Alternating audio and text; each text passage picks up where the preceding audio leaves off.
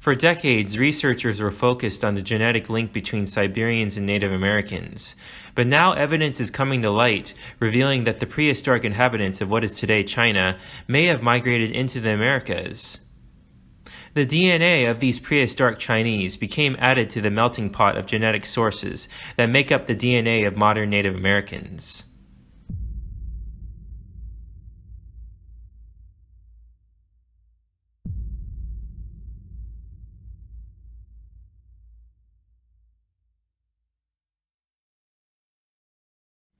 In 1979, a geologist excavating for petroleum in Laomao Cave stumbled upon a chunk of sediment that carried human and animal fossil remains.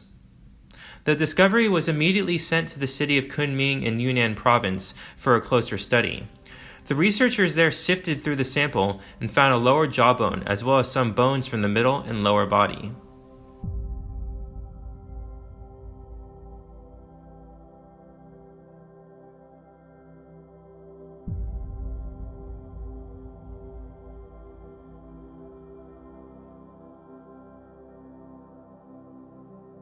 Ten years later, in 1989, the Mengzhi Institute of Cultural Relics, working with the researchers who worked on the Laomao Cave fossils, then excavated Red Deer Cave near Mengzhi City. Within the cave, they found ashes from prehistoric cooking fires, burned bones of red deer, and those of other animals. Pieces of human bones, stone artifacts, and tools made of deer antler were also found. For decades, the bones lay in storage until 2008, when Ji Shuping from the Yunnan Institute of Cultural Relics and Archaeology collaborated with Darren Curnow from the University of New South Wales in Australia to reevaluate and subject the Red Deer and Laomao Cave findings to radiocarbon dating analysis. On an initial glance, the morphology of the fossils strongly suggested that the bones belonged to an individual that was a product of Denisovans, Neanderthals, and anatomically modern humans interbreeding with each other, or was a hitherto unknown human species altogether. So it came as a surprise to the scientists that the Laomao Cave individual dated to around 11,000 years ago, and that the Red Deer Cave individual dated to around 14,500 to 13,000 years ago. These dates are much more recent than the scientists had anticipated, as the time range is considered to be thousands of years after all the other human species became extinct. The inhabitants of Red Deer Cave had numerous anatomical attributes that diverged dramatically from modern humans, such as a flat face, broad nose, a chinless protruding jaw, large molars, prominent brows, thick skull, smaller brain, as well as an overall smaller body frame weighing at around only 110 pounds. Likewise, the Laomao Cave individual had cheekbones that jutted out to the sides very prominently, much more so than any human of today. To this day, there is no clear consensus among researchers over how to classify the Red Deer Cave people's remains. Researchers variously posited that the Red Deer Cave individual was an entirely newly discovered species, as they bore numerous anatomical similarities to Homo erectus. Some have taken this further, and have pointed out that the skeletal remains bear similarities with Australopithecus. Some scientists choose to simplify the theories even further by suggesting that the Red Deer Cave people were anatomically modern humans that simply settled the region of southern China 100,000 years ago, and became geographically isolated due to the rugged terrain of towering mountains and gaping valleys. This genetic isolation could help explain the unique morphological characteristics of their skeletal frames. Then, in the middle of 2022, scientists in China announced that they had sequenced the DNA of the skull found in Red Deer Cave. They named the individual that the skull once belonged to Mengzhi Ren. What they discovered was shocking. Though Mengzhi Ren had traces of Neanderthal and Denisovan DNA in them, these levels were found to be similar to those found in modern and prehistoric anatomically modern humans around the world, and therefore not enough to support the earlier ideas that Mengzhi Ren may have been a hybrid species. Furthermore, Mengzhi Ren was shown to have a lot of similar genetics to anatomically modern East Asian populations in the region as well. This showed conclusively that Mengzhi Ren was entirely anatomically modern and not a true half-and-half hybrid. They also concluded that the individual carried genetics that are representative of the East Asian genes that the majority of Native Americans have. Scientists think that during the late Pleistocene, anatomically modern humans who carried these genes traveled north from southern East Asia to the coast of China to the Japanese islands before finally crossing the Bering Strait into the Americas.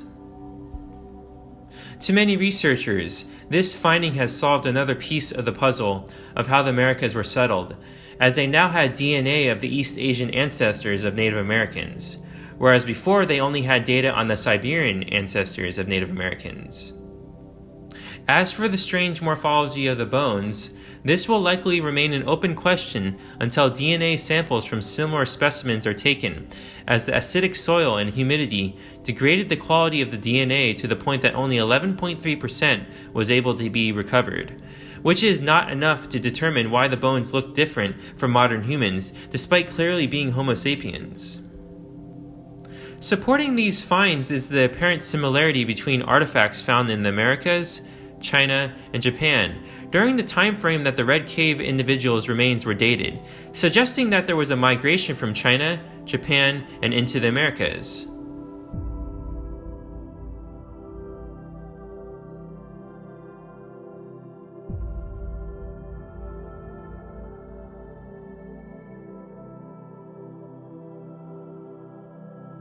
In around 2022, at the Cooper's Ferry site located along the lower Salmon River in western Idaho, United States, archaeologists found 14 unfluted stemmed projectile points that dated to around 16,000 years ago, an era before the known emergence of the Clovis points. The points were discovered by Professor Lauren Davis of Oregon State University, who went on to say, "The points from Idaho are important, not just due to their age, but in their similarity to projectile points found in Hokkaido, Japan, which, like the Idaho points, similarly date to around 16,000 to 20,000 years ago." Their presence in Idaho adds more detail to the hypothesis that there are early genetic and cultural connections between the Ice Age peoples of Northeast Asia and North America. By comparing these points with other sites of the same age and older, we can infer the spatial extents of social networks where this technological knowledge was shared between peoples. The most distinctive feature of the Cooper's Ferry point is the stemmed end opposite of the sharpened point that was somehow fastened to a wooden shaft for thrusting or throwing. Scientists think that due to their small size, they likely were used as darts as opposed to arrows or spears. Though the points were small, measuring between 1/2 to 2 inches long, Lauren Davis explains that they were just as deadly, if not more deadly than larger points, as the razor-sharp smaller points would have punctured very deep into any prey, causing lots of damage to internal organs.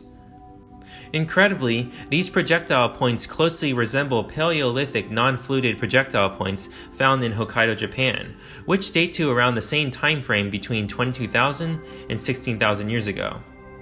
Both sets of points between the continents exhibit bifacial and backed blade technological characteristics. In a DNA study, scientists looked over 100,000 modern and 15,000 prehistoric DNA samples across Europe and Asia. They honed their research on a rare mitochondrial DNA lineage called D4H. This lineage is important, as one of its branches called D4H3A was found in Native Americans, while another related branch called D4H3B was found in the DNA of modern Chinese and Thai peoples.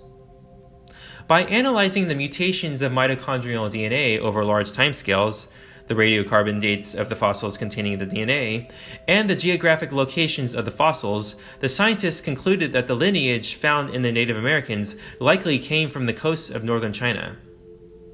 Scientists think that this lineage made its way out of Asia and into the Americas in two waves during a time when the Bering Strait was covered in glaciers, which strongly suggests that the migrants made use of boats.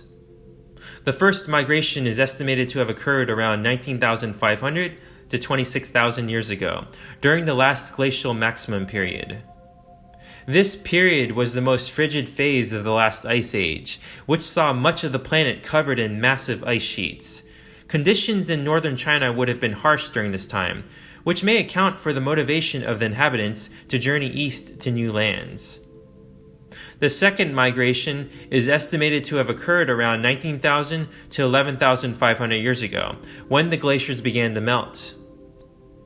The revelation of newly accessible and usable terrain likely caused a population increase in human groups, which may have led to increased competition for hunting and foraging grounds and therefore drove some groups to journey elsewhere for resources. During this trek, a genetic lineage branched out and entered Japan, thereby planting its DNA among the peoples living there. This DNA branch is especially strong among the indigenous Ainu people of Hokkaido, Japan. This finding astounded scientists who were not expecting to see a genetic relation between Japanese populations and Native Americans.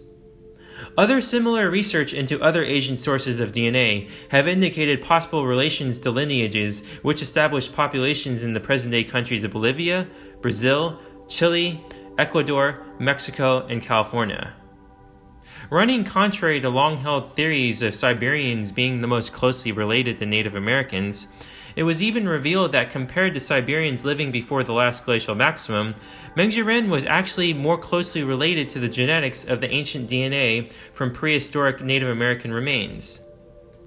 Despite these incredible findings, researchers have cautioned against viewing the peoples who carried the East Asian DNA lineage into the Americas as the group that gave the most, as there are still numerous other lineages showing genetic connections between Asia and the Americas that need to be explored more deeply. The results of the findings also strongly suggest that Mengjiren and others like her were some of the first hunter-gatherers in the area of southern China at the time.